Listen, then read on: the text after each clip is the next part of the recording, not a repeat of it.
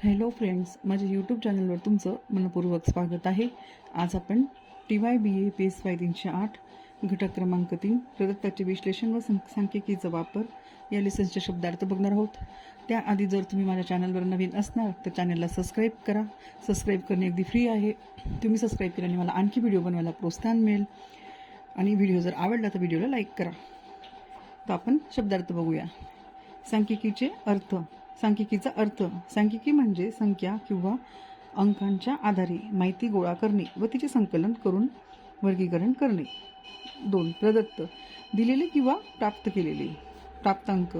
प्राप्तांक म्हणजे प्राप्त केलेले गुण किंवा मिळालेले गुण। परिवर्तक। परिवर्तक म्हणजे बदल घडवणारा, रूपांतर करणारा किंवा बदल घडवणारे साधन। वारंवारता। वारंवारता म्हणजे एका विशिष्ट कालावधीत एखादी घटना किती वेळा घडते हे दर्शवणारा शब्द। वर्गीकरण।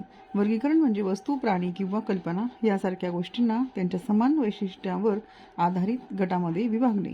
उदाहरणार्थ जीवसृष्टीचे वर्गीकरण, संगणक डेटाचे वर्गीकरण, शैक्षणिक वर्गीकरण।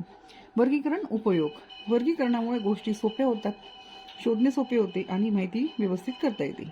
प्रमाद। प्रमाद म्हणजे एखाद्या गोष्टीकडे दुर्लक्षित करणे किंवा तिची किंमत न करणे। सलग। सलग ओळीने किंवा रांगेने, अखंड, एकसंध।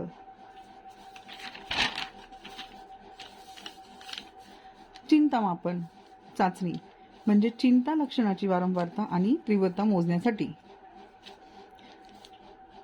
0 to 10 लाइकर्ट प्रकार स्केलचा वापर केला जातो। चिंता विकारांच्या तज्ज्ञांच्या पॅनलने ह्या प्रश्नावलीतील आयटम निवडले आहेत। या प्रश्नावलीमध्ये चिंतेचे जागतिक मापन केले जाते। या चाचणीचा वापर चिंता मोजण्यासाठी केला जातो। विलग।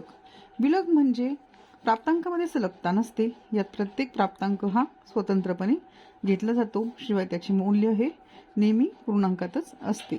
इथे आपण थांबू, पुन्हा भेटू नवीन व्हिडिओमध्ये। तोपर्यंत चॅनलला लाईक सबस्क्राईब करून सपोर्ट करा।